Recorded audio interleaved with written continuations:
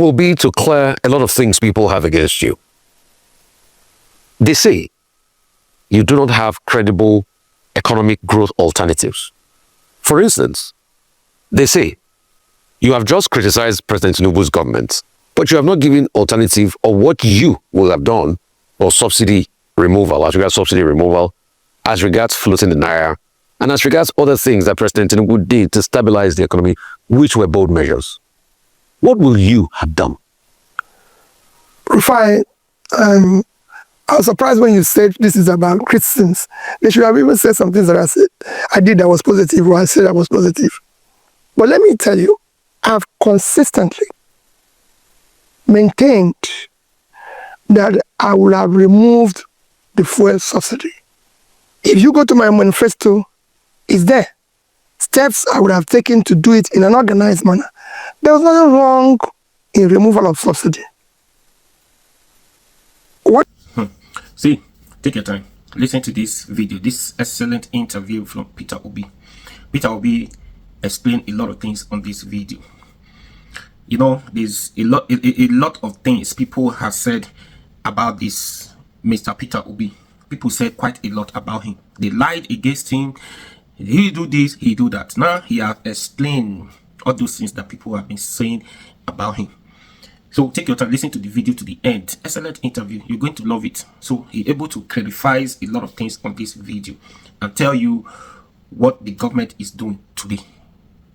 You know Peter Obi now. Anyways, please watch the video to the end. And please subscribe to this YouTube channel. I'll be your guy. Run out for me now. What is wrong is the haphazard way in which it was announced and implemented. Everybody knows that the subsidy regime was a solution of criminality, that there was a lot of corruption surrounded with it, which you needed to bundle that aspect out of it, do it in an organized manner.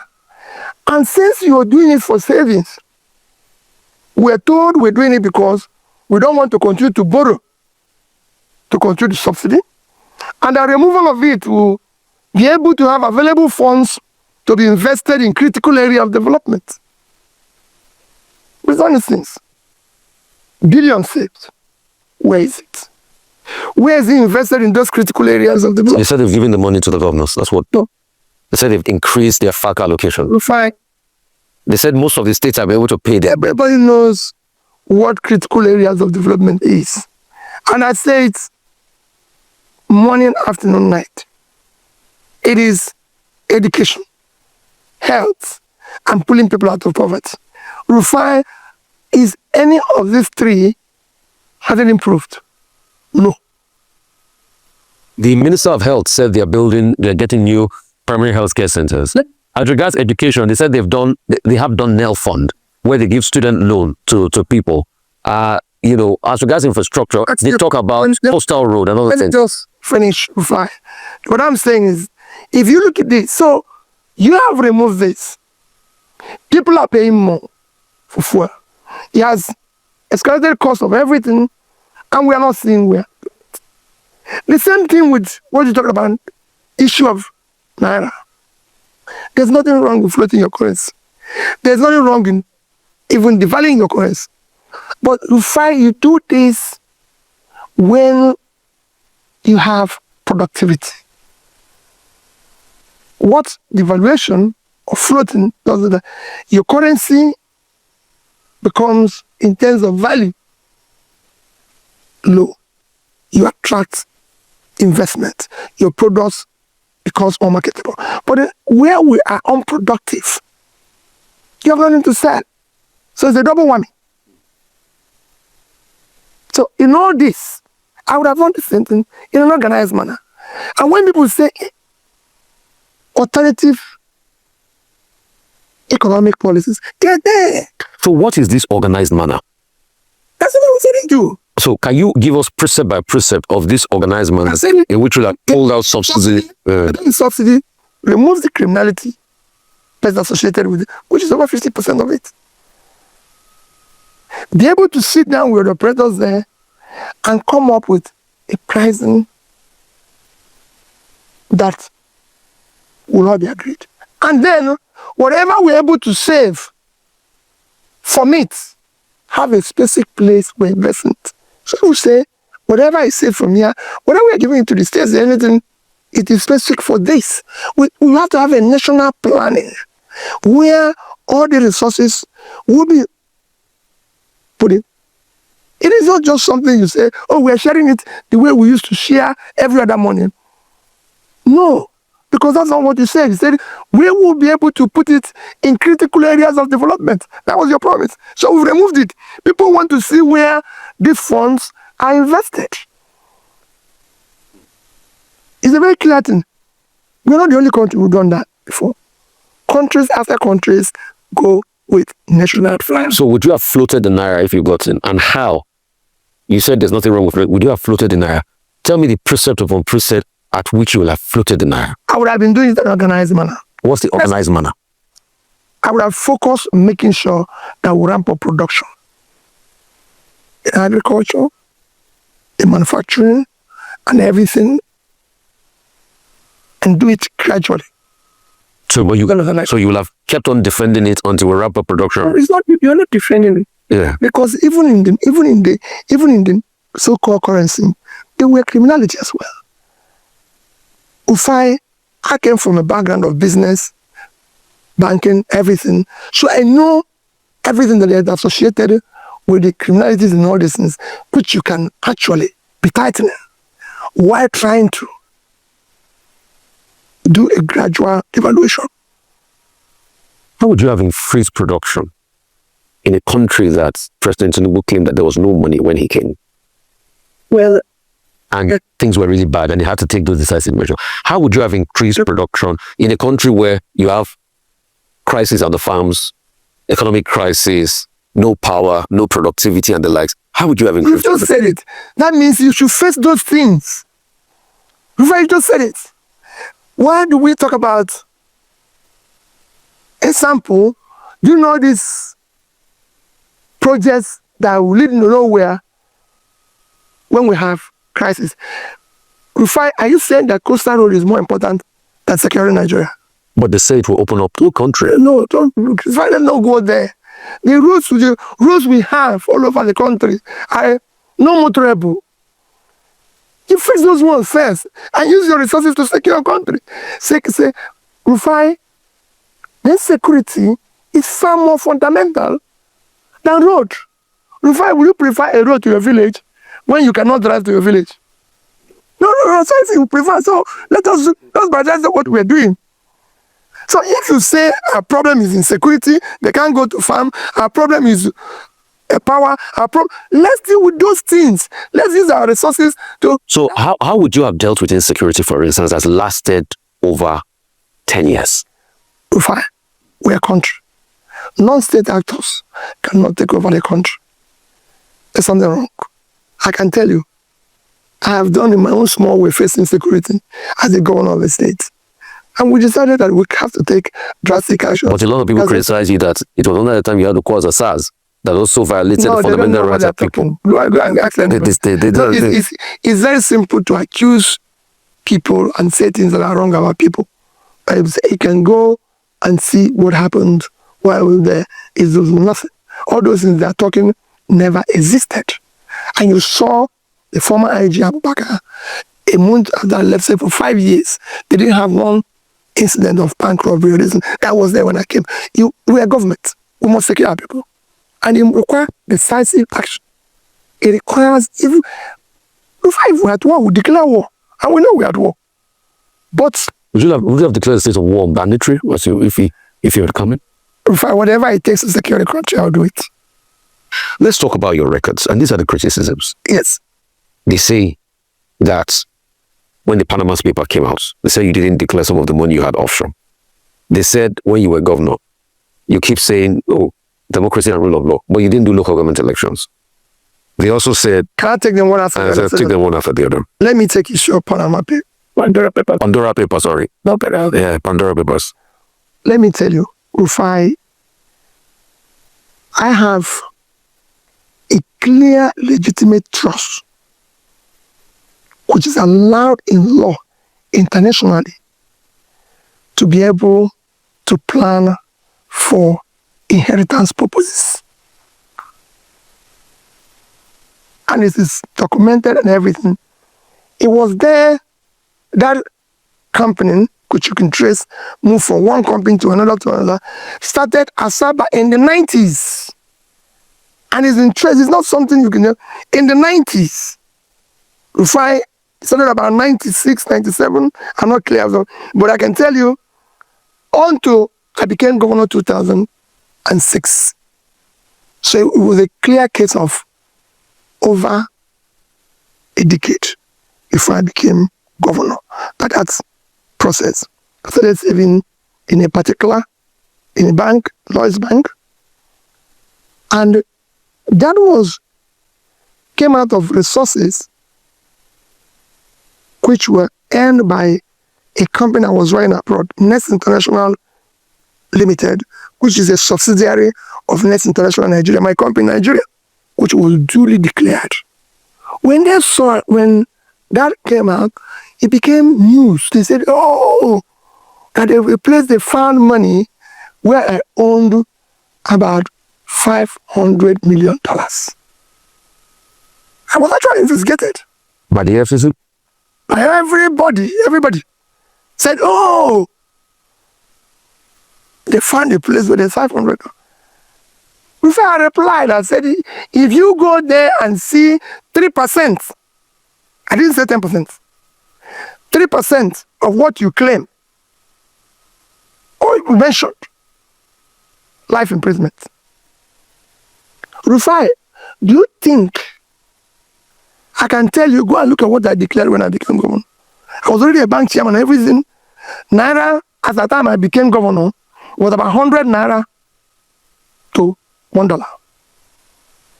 To date, the money in the said savings is about, I don't even know whether it's the one that belongs to me, is up to $15 million. If I do think it was $15 million that I've stolen since then and kept, is that the amount of money people are stealing in Nigeria today? But they talk about the investment in the brewery. No, let me finish. We're talking about Pandora people. Let's do it one after the other. So what they did is that people blew something that is out of proportion. Rufai, that I saved, say, 100 million Naira is what? But when they saw it, even one organization said, they saw about $1 billion. I said, $1 billion. If I have $1 billion, me and you won't be talking. But if you go there, how much is that? 1%. No. I told him, I said, go there. If you get 1% of, if you see. So how much is there for transparency purposes? There's no transparency purposes. I put in every year. If it's 1 Naira, I put there. I just told you that when they said it's 500, and I tell them go and get 30% there. 3% But you know what I'm asking? Because if you want to, you have to declare your trust. Everything is declared. It's plain. Everything. Okay, for the want of time, let's go to the other one. He said brewery. Let me tell you, Rufai, I'm happy you're asking that question because people have talked about breweries and everything. Rufai, if I tell you what I suffered for that brewery to be built in Anambra State, you will not believe it. Not to do so. I had to go out trying to attract business to Anambra State. The biggest revenue earner in Enugu State is Ama Brewery. Ama Brewery in Enugu. The biggest earner, call it revenue source for Anambra today, is that brewery. But you said the government stake that he invested had gone down. That was not smart investment. Those are some of the things they say. Thank you very much. I wish other people in Nigeria invested in something that went down. That's not smart. I said the biggest revenue earner, the revenue source, is that brewery. That brewery is employing at least directly 500 Anambra people. That brewery is at least giving food to over 5,000 Anambrarians. Those who use it as business distributors, truck drivers, everything. I wish people are doing that. What we do is that we condemn what is that. Because of the way they've been treated, they have the biggest brewery in Ogun State. Have you ever heard anybody say in Ogun State, oh, the brewery is this? They have a bigger brewery in Ogun State. They say you brought poverty to Anambra. Those are the criticisms of Lagos State Governor recently. So they said they say about they said I think they accused you and they said under your tenure poverty did increase and all of that. So you had no moral right to go to John Hopkins and talk about poverty. You are talking about narrow interest and narrow assessment. Go and look at Nigerian Competitive Index. Go and look at it. I was governor of Anambra State from 2006. And I was impeached. So you can say I was governor of Anambra State from 2007 to 2014. 7 years. I was effectively governor for 7 years. Because the first year I was removed, as you know. So I was governor for 7 years. Rufai, Nigeria as a country was a signatory to the global measure of development, which is Millennium Development Goal.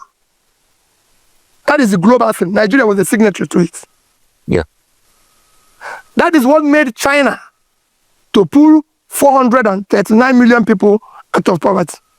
That was made India to put over 150 million out of poverty. I can go on and on. But Nigeria was signatory to it. And it was signed in the year 2000. Rufai, I became governor in the year, started effective governance in 2007 after I came back from impeachment and tenure interpretation. By the time he ended in 2014, Anambra State under me was number one. In terms of, this is not me who measured it. It was UNDP. I was even invited to United Nations to come and give a speech on what we did. I was number one. I was number one in education. Health had improved and everything. I can go on and on. So when you now have a distorted result, I say, go and look at World Nigerian Competitive Index. Go and ask people who were involved in fighting poverty in Nigeria there. Tobacco and all that. Go ask them. Ask all the donor agencies. Who is the first to pay his counterpart funding? Ask everybody. The only thing I didn't do well, Rufai, is that I wasn't in media. I wasn't going about paying media people, advertising myself and everything, because I have a little bit of a concern about giving people money, because it was public money. That's all. Otherwise, maybe if I was advertising myself, nobody would be. But to show you what it is, Rufai, come, I live in Anambra today. The only place I have a house in my name, owned by me, is in Anambra State, in Onitsha. And if you go, I'm inviting you any day in Anambra State, let's walk the streets. And people will tell you, who is this man? Okay. They also say you didn't do a lot of infrastructure. These are the things people say. They say, what about schools? You don't need to. What about Kapati? They said after you left Anambra, it's not that you turned Anambra into paradise. No, that Oka was still unique, somehow. So there's nothing. Don't waste your time, Rufai. I got certified from Federal Ministry of Works as governor to have the best road connectivity, who opened up all the rural areas. In our study of poverty. Ministry of Works gave you a certification for that?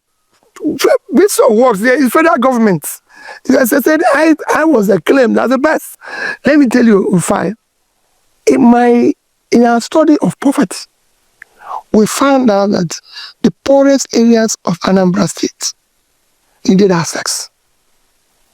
What we do here is that we think that building infrastructures and painting them and doing this is development. It is not. But the governor just built a big infrastructure in the states. The governor's house has some other quarters, which they say is bequeathed to the states. Very good. When I came, and it's very good, and I thank him for that.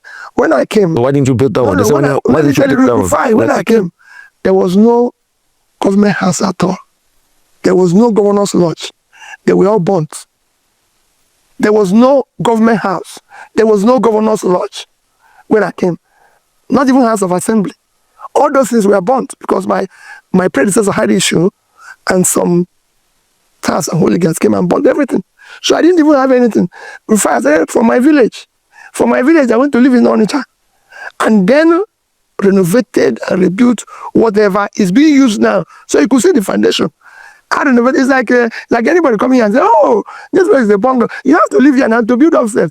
So I couldn't have started building the huge one when I didn't even have any place. So the day I was sworn in as a governor, Rufai, in Anambra State, I did not see anywhere called Governor's Lodge to sleep. I did not see anywhere called Government House. It was after 1 week of coming from my village that I asked the Secretary to Government to vacate his office. So I started working there. And then went to live in Onitsha and started renovating the house in Oka. So where they are now, that is moved from, was built by me over 10 years ago. So now I built that one, built the government house, and then found out that we needed to invest in critical areas. Rufai, when I came, the schools, secondary schools, primary schools were in a very bad shape. That is not my priority. Should not be to start building where I'm going to live. My priority should be to invest in critical area of development. That's what I told the people I was going to do. And I turned the education around. Okay, let me put this to you. A lot of people also say that show me your friends and I'll tell you are. You influence the measures of your successor that had a lot of problems. Is that a reflection of you? Which problems do you have? Oh, with all the, being called by the EFCC and all of that, then what ensued as regards him saying you didn't leave as much money as you claimed behind and all of that, and the breakback that ensued. So is that a reflection of you that you backed such a person? That's someone thing they say against you. Let me tell you, Rufai, Obiano has never said, and this is what I tell people, I didn't leave money behind. What you see here is that they go and say, oh, group said, that's what I was doing. Oh, this group said, oh, this didn't leave money. This group said, this group. At the time they interviewed me, I said, listen, I didn't hand over to group. I handed over to Obiano. So why are they talking? But group? What they keep on saying is the money that you claimed you left behind, it was not as much as what you left. You also left a lot of liabilities. No, let me finish now. They keep saying group said, Rufai, the money I left behind was not left in overseas. I left money in 3 banks. Those 3 banks are there. You can go there. In fact, after this interview, I have in my little office here a photocopy. I will give you a photocopy of my handover note, including the balances of that account as I did I left office, issued by the banks. I left in Access Bank, which is still there. 12 billion naira, $50 million. And I'm going to give you a copy. 12 billion naira and $50 million in Access Bank. I left in Diamond Bank. 12 billion naira, $50 million. In Diamond? Diamond. I left in Fidelity Bank. 12 billion naira, $50 million. $50 million in this 3 account. And $12 billion and 36 billion. What debts did you... 1 minute. They're documented. Rufai, the day I left office, I was not owing one contractor, one supplier who have executed his job. If you see one today, I challenge you. Go and sit. I was not owing any civil servant that was supposed to be paid by the state salary. I was not owing gratuity. I was not owing pension. Additionally, if you want to know, I left salary enough to pay salary for 3 months. It's documented. And I'm going to give you the documents. It's not something that anybody... So I wasn't owing anybody. So you said you were not owing people that had completed their job, but you were owing those that had not completed their jobs. If you haven't done your job, can I pay you? How can you pay somebody who haven't completed a job? Even you. So you had paid, you are not paid those that were not completed, the job was still ongoing. If your job is ongoing, I won't. Let me give you an example. So are you telling me? When I came into are you telling me that you left no debts behind in Anambra? Not one. And I was even begging people to come and take their money. If you had a job in Anambra, you can go and ask anybody. Not one. Anybody who tells you Peter B was owing him, call the person. I've challenged people for 10 years. Okay. And we're just trying to challenge out there, still debts. Another thing, they said you want to be president, but you can't sort out problems in your party. People say they don't trust you. They see you as weak. Because how can you say you want to be president?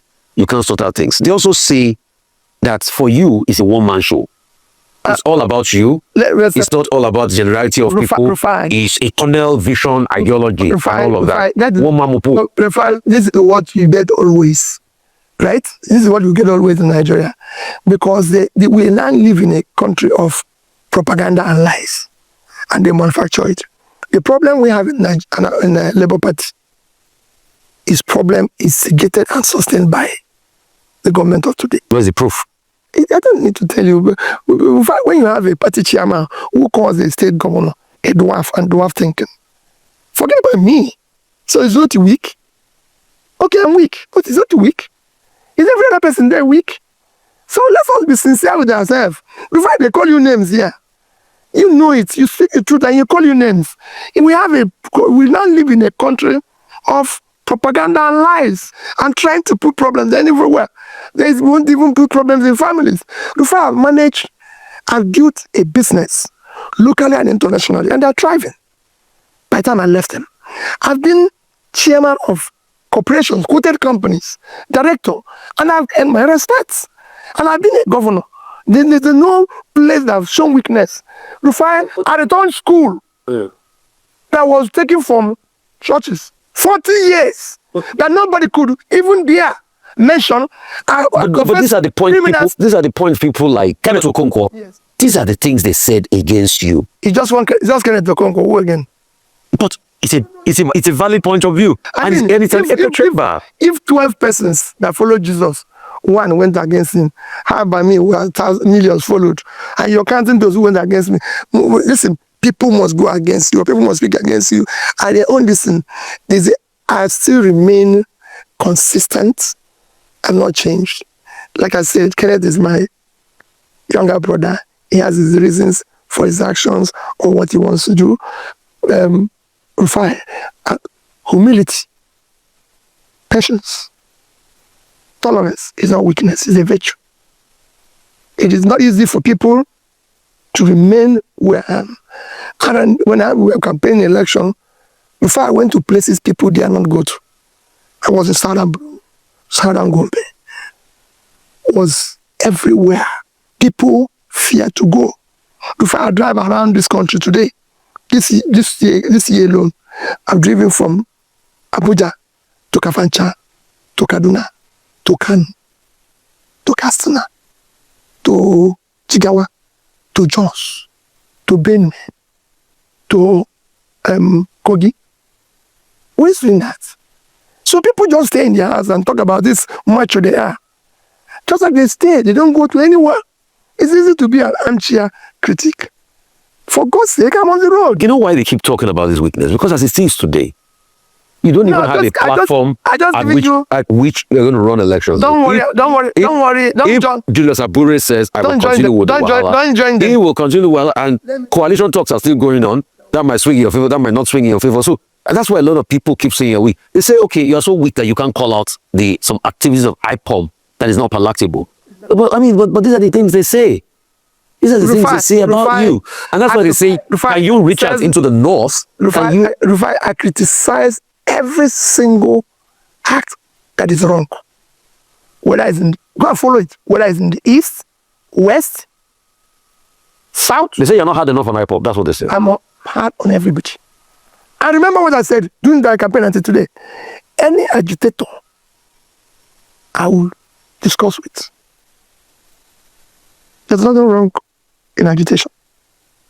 Whether it's Yoruba movement, whether it's moral movement, any movement, I'll sit down and discuss with.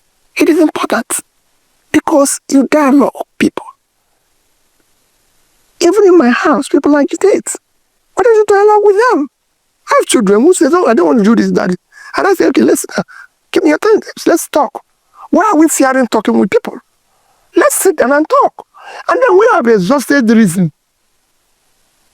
And if you don't, and that's it. So it's a question of, like I told you, we've been rascally in our approach. And we thought that bad behavior and rascality makes you powerful. No, it actually kills the system. Good behavior has become weakness. Good character become weakness. Humility has become, everything that is good in Nigeria is classified as wrong. If I go into a place whipping people, shouting and beating people, I'm a strong person.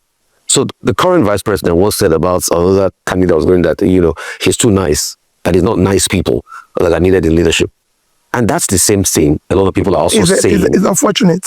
About No, you. Rufai. And I also want to know your take on this state of emergency thing, Governor Fubara, and the fact that a lot of people are saying there's been state capture, democracy is waning, and the likes, and the courts, and other some issues. Let me tell you, Rufai, as far as I'm concerned, I maintain it.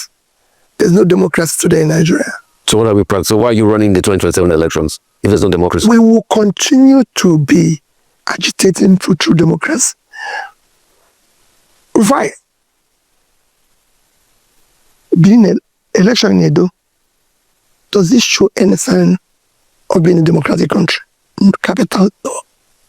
Rufai, the coffin was nailed by what happened in River State.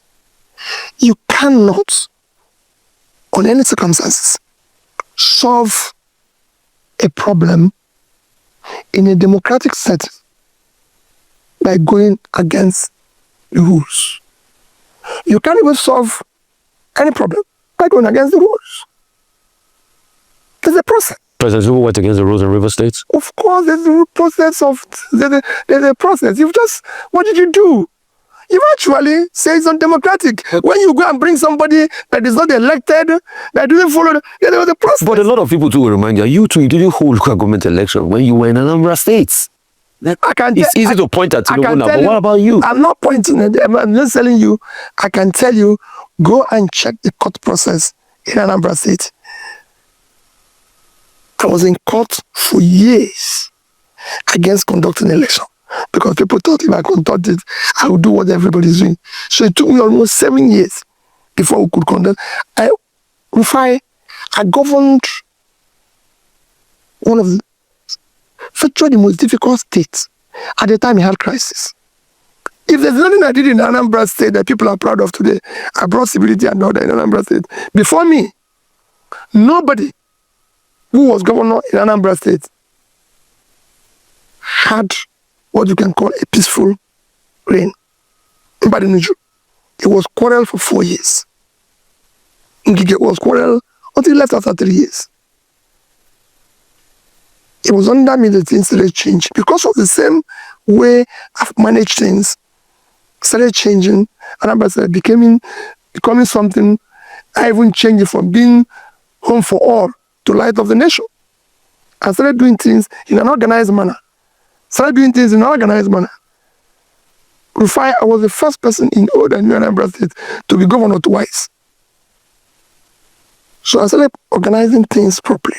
So it is easy to sit there and say, oh, he did this. But the reality of it is, Rufai, come, let's visit the state. I live there. That's where I live. And when I'm there, I'm at home. It's the only place I am. There's nobody who will tell you today, this bit of visa house in Abuja, this bit of visa house in Lagos, this bit of visa house.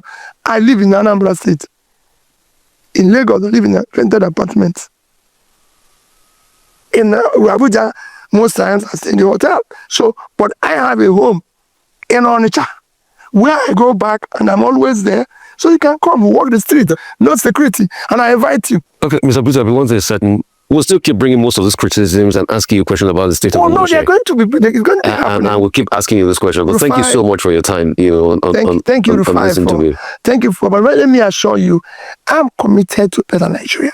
And I have what it takes. I have the experience of all those who want to be president today. Nobody have my background. I built a business from scratch. I've operated in the corporate world. And I've been a governor. And in all this, you can go and say, I was a successful businessman. I transformed the smallest bank into a 25 billion bank then, and a private bank today. I've been a governor where I told you that the day I left, I was not owing anybody, and I've been the one who saved most money. And in all this, Anambra State has not bought me a bottle of pure water since I left office. Don't you collect pension from this? No pension, no gratuity, nothing. Okay, so you don't collect pension? I've not been, they've not given me bottle of water, pure water, not even real water, pure water, the one that is in sachet. I've not seen one. But they gave you votes during the elections, a presidential bid. What does the Anambra government, at this Anambra State, people who voted for me are the people, as the Anambra State government have not bought me a sachet of water. So nobody will say, oh, and you can go to Anambra State. If you seek any piece of land allocated by the state belonging to P2B, confiscate it. Okay. Thank you. Thank you so much. Thank you so much for your time, ladies and gentlemen. It's been another very enlightening session with Governor Peter Obi, former governor of Anambra State, and the presidential candidate of the Labour Party. Thank you so much for your time. Thank you. Thank you. Fine, thank you. All right. Your takeaway from me is Mr. Peter Obi's simplicity, his humility. Now, he's saying that, look, he has just one house in Onitsha. In Lagos, he has a flat. He stays in hotels in Abuja whenever he's there. Look, the same cannot be said for many of these former governors. And he also pointed out that since he left office as governor in 2014, no succeeding state government has even bought him a bottle of water. Well, if you compare that, I don't think he was saying that in the context of expectation. It was the subtext for me is the fact that many of these former governors, they collect all kinds of privileges from the states. They will take a house in their states. They will get a house in Abuja. Their medicals and that of their families will be paid for by the state government. They will go on holiday at state expense. They just turn themselves into government children. Whereas the honor of service should be more important. And so you have an example of one governor here saying that, look, it's not a parasite. It was enough for him to have served. And I think that that is important. And you recall that in many states of the Federation, there's been, a protest against former governors who end up living a parasitic life, living like leeches, at the people's expense in their various states. Again, about Mr. Peter Obi's simplicity. I was once on a trip to Morocco. Some of these people, when they are going to London, some people go through Libya, some people go through Turkey. They cannot afford to buy, direct flight ticket to London. And that was even in those days when, tickets were even cheaper. Not now that, you almost have to go and rob a bank to be able to travel from one part of the world to the other. People were shocked when they saw Mr. Peter Obi inside the aircraft, inside economy class, going to London via Air Maroc. In fact, the whole aircraft, just stood up and they started clapping for him. They couldn't believe that a man with his kind of background as a businessman, a former governor, would just, take the simple route to go to London. I've seen him on the streets of London before. You will see him carrying his own bag. He doesn't have an entourage. Maybe you will see him with one person, Valentine, who was my classmate at Lagos State University. That's the only person you will see with him. And he will be walking on the streets like everybody else. So the humility that he brings to the task, the simplicity that he brings to it, the humanism, his lack of pretense, I think is something to be said for him. And it came through in that interview. Second is the record of his performance as governor in Anambra State. Now, as governor in Anambra State, well, you can benchmark whatever he says about education, about government house, and all of that against, the people of Anambra. In the Anambra will have their own assessment of, what has happened, how each governor has performed. But one thing that could be said about him was that he was a very religious, leader also in Anambra, particularly with the Catholic Church, and how he made efforts to reach out to other constituencies, whether church or Muslims, and promote the ideals of religious unity. Number three, standout point for me here was the point he was making about the state of the nation. Now, again, characteristically, he was talking about productivity. That is not enough for you to float currency, that you have to benchmark it with a lot of productivity. Well, he's been consistent in that regard. And then he says it's not about sharing money, that the state governments get more money and all of that. Well, all the things he said about the state of the nation, somebody will just say, okay, he's a leader of the opposition. What do you expect him to say? The Tinubu administration has remained consistent in saying that his reform-minded approach is precisely what Nigeria needs. As for the crisis within the Labour Party, I don't think it's something that he can wish away. That Labour Party, gave a lot of young Nigerians a lot of hope.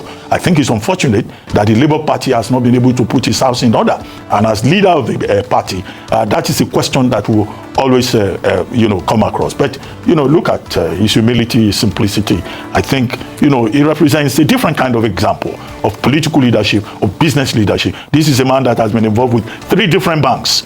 and yet he sees the need to give account. I hope that more political leaders, will learn one or two things from his example. Complete lack of pretense. Thank you. Absolutely. Unfortunately, our time is up. I know you wanted to put in one sentence, very quick, one sentence. I said time is up. Time is up. All right, fine. Well, I have to his new look with the Nelson Mandela shirts, the presidential shirts.